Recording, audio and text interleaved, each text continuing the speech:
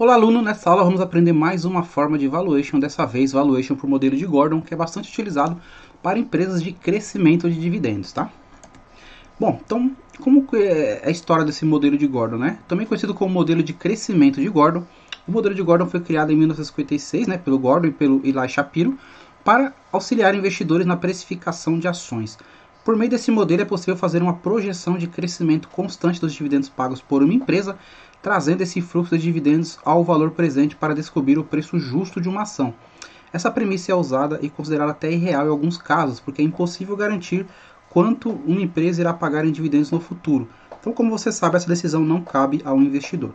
Mesmo assim, os criadores do modelo acreditavam que ao aplicar a forma para empresas sólidas e maduras, com taxas de crescimento estáveis, seria possível descobrir boas oportunidades no mercado de ações.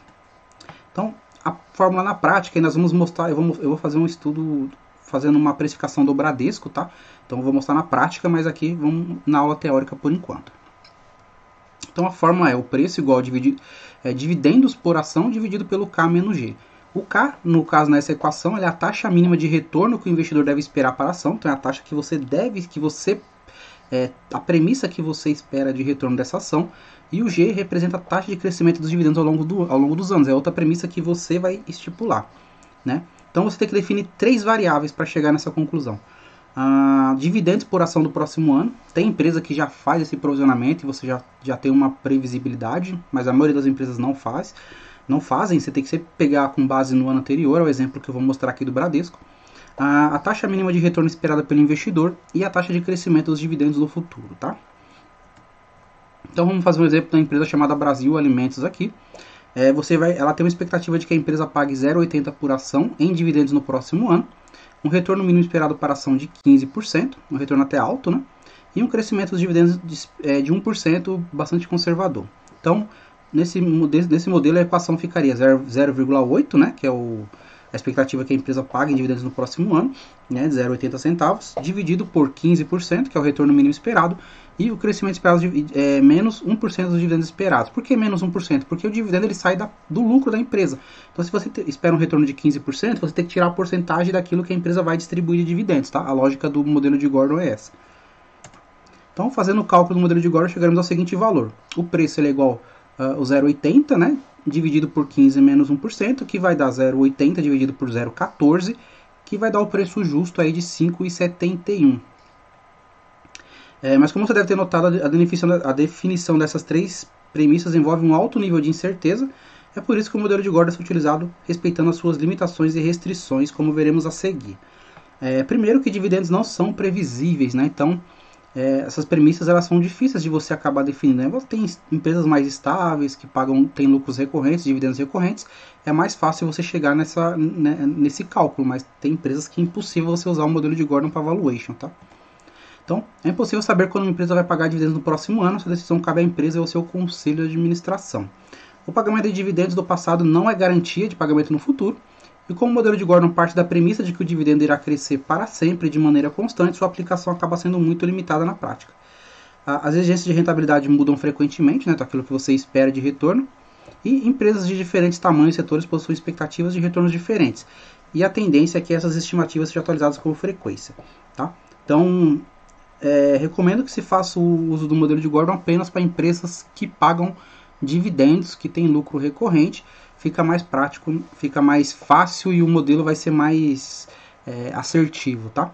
Eu vou fazer aqui um exemplo prático agora do Bradesco. Então, para você achar o histórico de pagamentos de proventos, você vai no site Fundamentos, coloca lá a ação, eu vou usar o Bradesco como exemplo, dados históricos, clique em proventos, tá? Aqui ele vai mostrar uma coluna com todas as datas de pagamento, né? Por quê? Porque aqui você dá para saber o histórico da empresa. Eu peguei 2019, porque 2020 é um ano atípico, né? Por conta do coronavírus, onde os bancos tiveram a sua possibilidade de pagar dividendos aí limitada, né? A 25%. Então, eu vou pegar 2019 como premissa aqui. Peguei tudo que foi pago em 2019. Coloquei na planilha aqui, tá? Deu 2,02 por ação. Então, como que eu vou fazer o cálculo aqui? Eu vou imaginar que ele vai repetir esse pagamento de 2,02 em 2021, tá? Então eu vou colocar 2,02 dividido por Eu vou querer uma taxa de retorno de 10%. Então vou imaginar que a ação vai crescer 10% e que ela vai distribuir 2% de dividendos aí na perpetuidade, ou seja, ela vai continuar aumentando os dividendos em 2%, premissas até conservadoras. Então vai dar 8%. Então eu vou dividir 2,02 dividido por 0,08. Vai dar R$25. Então, a ação do Bradesco deveria custar, com essas premissas que eu fiz, R$25. Hoje ela está custando aí R$21, né? Então, quase R$22, né? Então ela estaria aí, teríamos uma margem aí de uma margem de ganho, né? Com base no valuation de Gordon, aí mais ou menos de uns R$3 a R$4, tá? Lembrando que eu fiz premissas bem conservadoras, os bancos eles fizeram provisionamento, né? O PDD, para aumentar o caixa de possíveis inadimplentes, e caso isso não se concretize, o banco vai pegar esse caixa, a grande parte dele, desse PDD, joga como lucro líquido e distribui para os acionistas.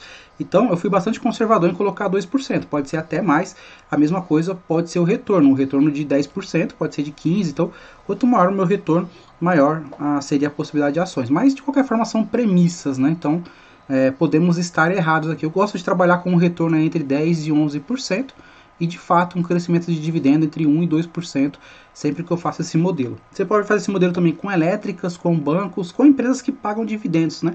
Não adianta fazer com uma small cap aí que não paga dividendos, esse cálculo não vai servir para nada, tá bom? Então nessa aula foi isso, espero que você tenha gostado. Forte abraço.